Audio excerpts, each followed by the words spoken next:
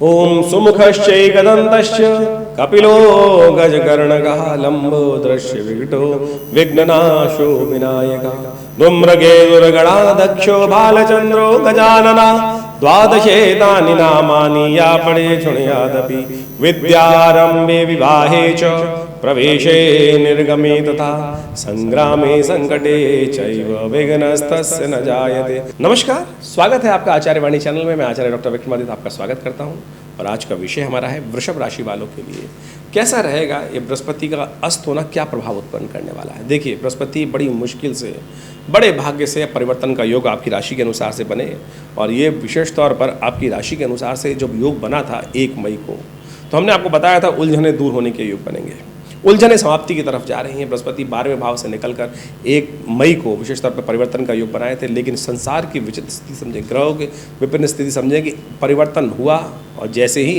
परिवर्तन के योग बने एकदम उसके साथ ही 8 मई को बृहस्पति अस्त होने का योग बनाएंगे। 8 से लेकर 2 जून तक 25 दिन तक ये बृहस्पति महाराज आपकी राशि में 12 वर्ष बाद जहाँ भाग्य जगाने के योग बनाने वाले आए थे, उसमें शुरू में ही प्रथम ग्रासे मक्खी का पाती, पहले ग्रास में ही मक्खी गिर गई और पूरी ऐसी स्थिति हो गई, मनोदशा ऐसी हो गई है कि अरे कुछ हो ही नहीं रहा है, परिवर्तन का योग कहाँ बन रहा है, कुछ नहीं, सब वैसा का वैसा ही होता चला जा रहा है। कारण है उसका कि बृहस्पति शक्ति दिखाई कर बिल्कुल आकाश से ही गायब हो गए, अस्त हो गए।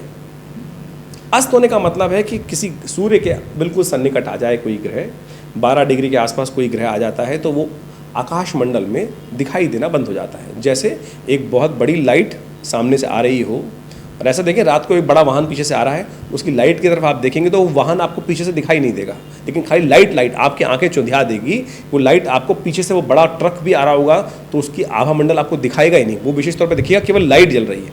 यही प्रभाव हो रहा है कि सूर्य इतने प्रबल हैं कि वो आकाश मंडल में बृहस्पति जब उसके बिल्कुल सन्निकट आ गए और तो सूर्य बृहस्पति का दिखना उन्होंने बंद कर दिया, उसका प्रभाव शून्य कर दिया। तो ऐसे में ग्रह वहीं पर है, दिखाई देना बंद हो गया। लेकिन कई मूर्ख ऐसे हैं ज्योतिष दृष्टिकोण से बोल देते हैं, एक व्यक्ति ने लिखा ग्रह अंधा हो गया। अरे ग्रह अंधा नहीं, तुम्हारी बुद्धि अंधी हो गई भाई।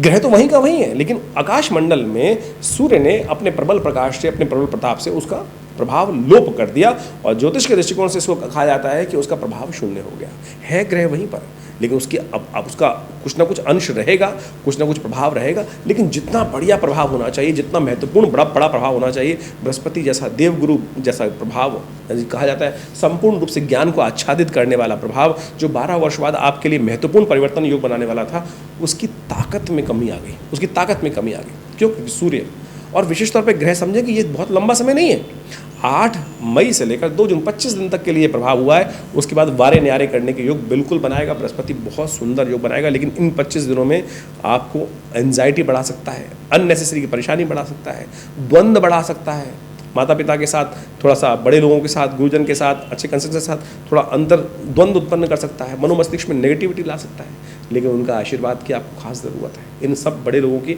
आशीर्वाद की ज़रूरत है, उनका आशीर्वाद पैर छूकर उनका आशीर्वाद लेने की ज़रूरत है।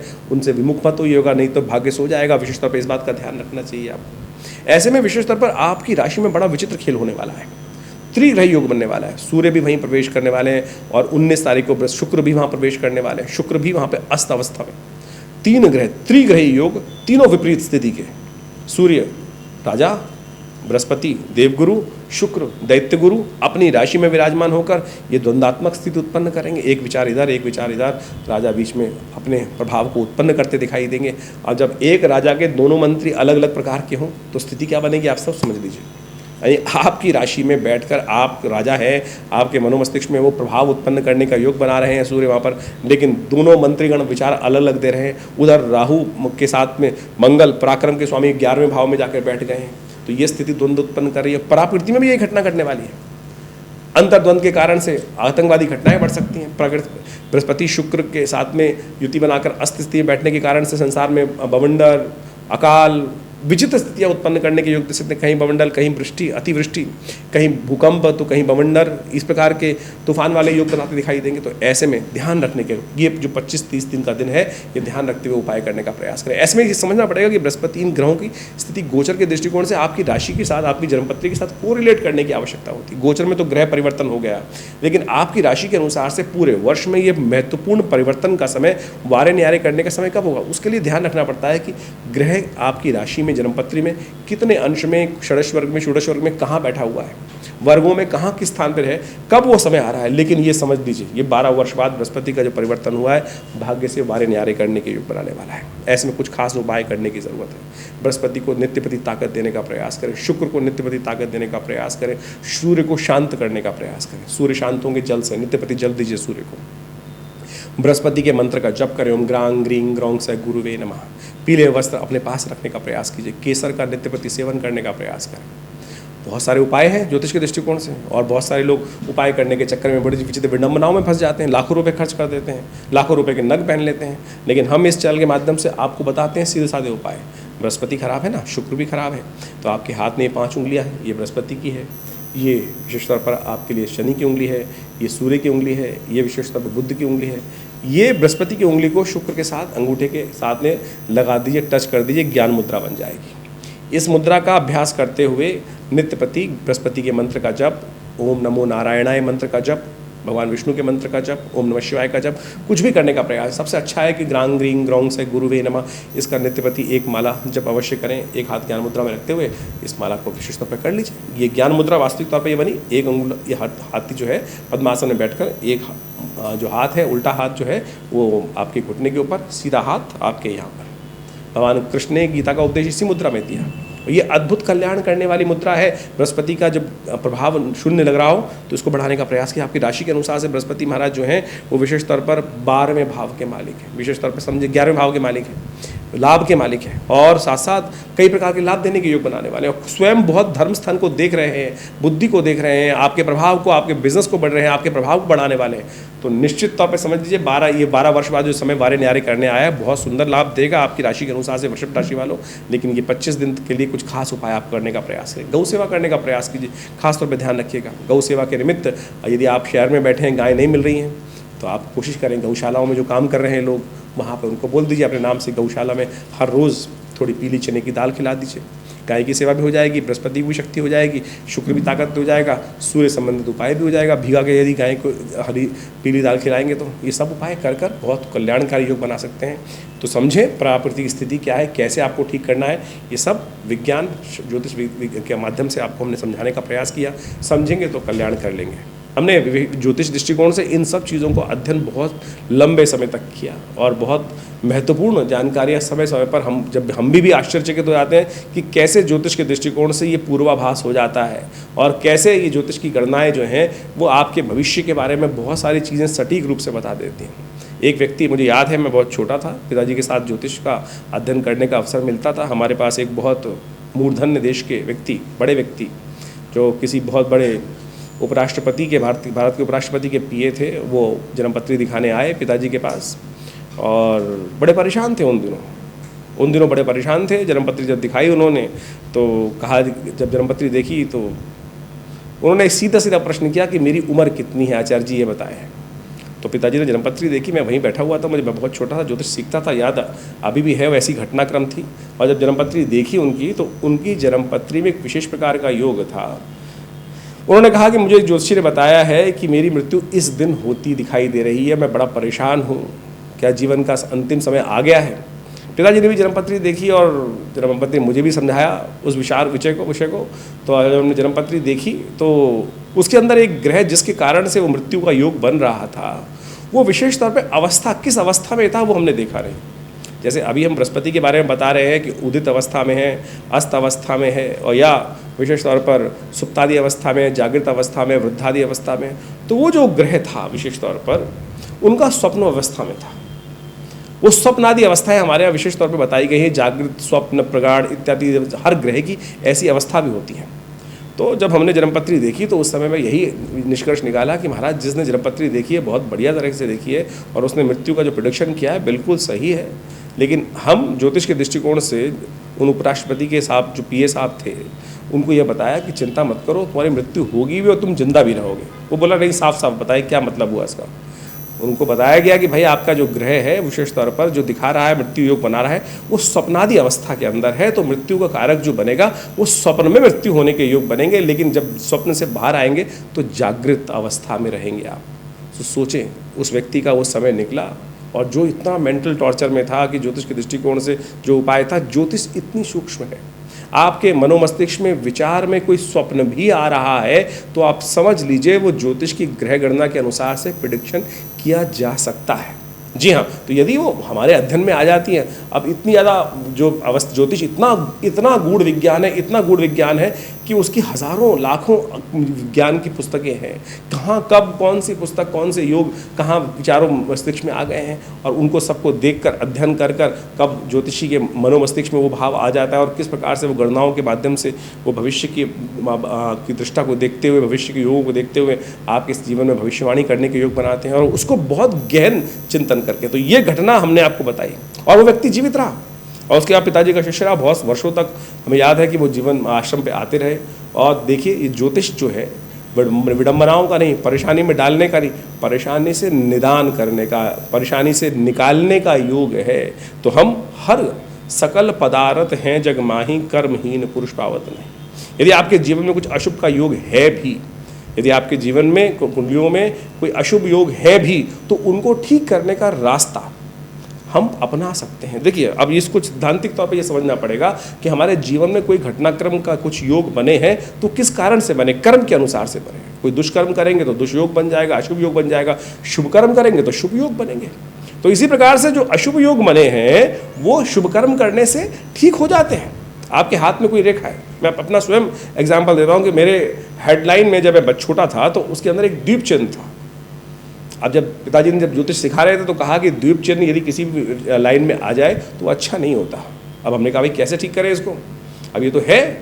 तो पिताजी ने कहा नित्य प्रति ध्यान किया करो, नित्य प्रति ध्यान किया करो। हमारे पिता आचार्य श्री केशव देव जी महाराज ने ये बताया कि वहाँ पे नित्य प्रति ध्यान करो, ये लाइन हट जाएगी, ये लाइन हट जाएगी, विचार नित्य प्रति। और आप सत्य माने, वो लाइन, वो द्वीप चिन्ह, आइलैंड का चिन्ह जो हेडलाइन के अंदर था वो हट गया, गायब हो गया, कोई सर्जरी कराने की ज़रूरत नहीं पड़ी।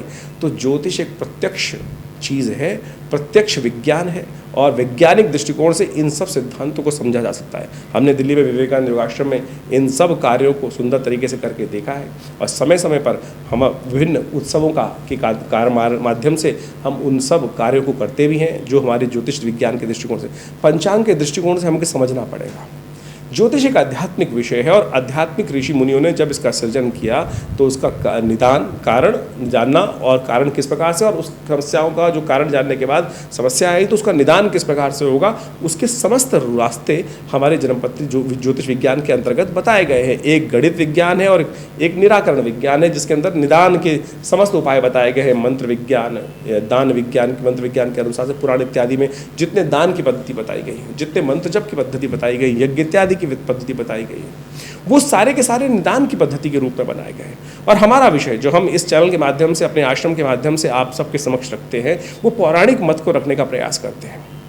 आज की तारीख में ज्योतिष विज्ञान के अंतर्गत यदि हम समझें, बहुत सारे टोटकों पर बहुत ज़्यादा ध्यान दिया जा रहा है कि कुछ भी ऐसे ऐसे टोटके बताने का प्रयास करते हैं। लोग ज्योतिष के संबंध में विडंबना उत्पन्न करने का प्रयास करते हैं, ये कर दो, ऐसा कर दो, वैसा कर दो। ऐसा नहीं, ज्योतिष विज्ञान के अनुसार से प्रत्यक्ष कैसे कैसे ठीक रूप से, यदि आप यजुर्वेद संहिता को उठा के देखें, यजुर्वेद को भी उठा के देख लीजिए, तो उसमें उसके अंदर सहस्त्रों उपाय यज्ञ के द्वारा चीज़ों को ठीक करने की, मनोकामनाओं को पूर्ति करने के लिए सहस्त्रों लाखों मंत्र बताए गए हैं, लाखों पद्धतियां बताई गई हैं उन सब को।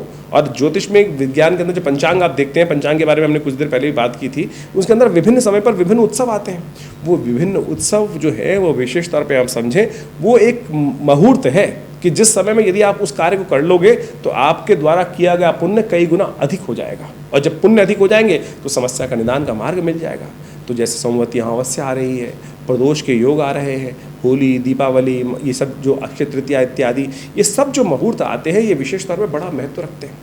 और आध्यात्मिक दृष्टिकोण से देखें तो पुराणों के अंदर, विभिन्न शास्त्रों के अंदर इन सब उत्सवों के माध्यम से विभिन्न कर्म करने के रास्ते बताए गए, कर्मकांड के सिद्धांत के अनुसार से बताए गए हैं। उन कर्मों को कर कर आप सुंदर तरीके से, हम अपने विभिन्न कार्यक्रमों में विभिन्न आपकी बातें रखते हैं, विभिन्न कथाएं रखते हैं इस बारे में कि ज्योतिष के दृष्टिकोण से कैसे, कौन सी, हर चीज़ की उत्पत्ति कहाँ से हुई है ज्योतिष के अंदर, उन सब सिद्धांतों को बहुत सुंदर रूप से समझाने का प्रयास किया गया है। तो आप समझें ज्योतिष किस प्रकार का विज्ञान है, और हमने विवेकानंद योगाश्रम के माध्यम से इन सब कार्यों को सुंदर तरीके से आश्रम पर करने का जो व्यवस्था बनाई, हमारे पिताश्री आचार्य कृष्ण देव जी महाराज ने पिछले करीब 50 सालों से ये सुंदर आश्रम कार्य कर रहा है। दिल्ली में विवेकानंद योगाश्रम लक्ष्मी नगर जमुना पार्क में स्थित है। यहाँ नित्य प्रति 8 घंटे यज्ञ होता है। माँ भगवती का, दुर्गा का बहुत सुंदर चमत्कारी श्री विग्रह जो मुल्तान से यहाँ पधारा, वो आज भी यहाँ विराजमान है। उनके सानिध्य में आज भी विवेकानंद योगाश्रम में नित्य प्रति 8 घंटे यज्ञ करने की व्यवस्था चल रही है। गौशाला की सुंदर सेवा, गाय की सुंदर सेवा करने की व्यवस्था है। अस्पताल है जो विवेक योग, प्राकृतिक चिकित्सा एवं आयुर्वेद के दृष्टिकोण से हज़ारों लोगों की सेवा कर रहा है। भारत सरकार के पैनल पर है, दिल्ली गवर्नमेंट के पैनल पर है, और बहुत सारे सहस्त्रों लोग यहाँ आकर अपना उपचार कराते हैं योग प्राकृतिक चिकित्सा के संबंध में। मुद्राओं के संबंध में तो अद्भुत कार्य हमने करके दिखाया, विभिन्न प्रकार की मुद्राओं का। आज हमने आपको विशेष तौर पर एक मुद्रा बताई कि बृहस्पति ठीक नहीं चल रहा है, तो उसके दोषों को ठीक करने के लिए ज्ञान मुद्रा। वैसे तो ये मन को शांत करने वाली है। भगवान बुद्ध इसी पोज में, ज्ञान मुद्रा में, बहुत सारे अपने सहस्त्र फोटो के अंदर, मूर्तियों के अंदर आपको दिखाई दे जाएंगे। भगवान कृष्ण ने भी गीता का उपदेश इसी मुद्रा में दिया। कहा जाता है प्रपन्न पारि जाता है तोत्र वेत्रे पाणय ज्ञान मुद्राय कृष्णाय गीतामृत दुहे नमः। तो ये ज्ञान मुद्रा अद्भुत है। तो आपका जो बृहस्पति अशुभ फल दे रहा है इन दिनों, आप उसके लिए ये ज्ञान मुद्रा करें, बृहस्पति के मंत्र का जप करें, ओम ग्रांग ग्रीं ग्रौंग से गुरुवे नमः, देखिएगा लाभ प्राप्त होगा। और साथ साथ इन ग्रहों का प्रभाव आपकी राशि के अनुसार से जो हो रहा है वो तो हमने आपको बताया ही।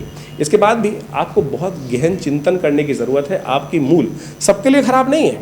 अब जैसे एक राशि के बारे में बताया कि खराब है, अच्छा है, तो हो सकता है उस आपकी दशा, अंतरदशाएं बहुत सुंदर चल रही हैं, या हो सकता है ग्रह शुभ प्रभाव कर रहा है तो ग्रह अंतरदशाएं जो है अशुभ चल रही हो, तो वो प्रभाव निष्क्रिय हो जाएगा, उल्टा हो जाएगा। तो उस सब संबंध में आपको अच्छा ये है कि अपनी जन्मपत्री को पूरी तरह से विचार विमर्श समय समय पर कराते रहें। उन सब समय का आपको आभास होता रहेगा। लेकिन बहुत सारे लोग ज्योतिष विज्ञान के माध्यम से इस बात से डर जाते हैं कि सहस्त्रों, मेरे अब बहुत सारे देखे हैं कि ऐसे लोग आज ज्योतिष के दृष्टिकोण से 4-4 दिन पढ़कर ज्योतिष विज्ञान के आचार्य बन जाते हैं, और विशेष तौर पर ऐसे ऐसे उपाय, ऐसे ऐसे लोगों को लूटने का तरीका बनाते हैं। ज्योतिष पैसे कमाने का तरीका नहीं है। हमारा ये उद्देश्य ज्योतिष की वास्तविक स्वरूपों को आपके समक्ष रखने का है। और बहुत सारे लोग इन भ्रांतियों में फंस जाते हैं कि ज्योतिष के दृष्टिकोण से अनेक उपाय बता दिए जाएंगे। हमने इस कार्यक्रम के माध्यम से आपके समक्ष बहुत सरलता से, बहुत सीधी तरीके से, बिना किसी लाग लपेट के, बिना किसी को पैसे खर्च किए हुए, कोई नग ना बताकर, कोई बहुत बड़ा उल्टा सीधा प्रयोग ना बताकर, बहुत सारी किसी विडंबना से, सब समस्त विडंबनाओं से हटके सीधे साधे तरीके से ज्योतिष के विज्ञान को आपके समक्ष रखने का प्रयास किया है। आशा करते हैं आप समझेंगे और लाभ लेंगे।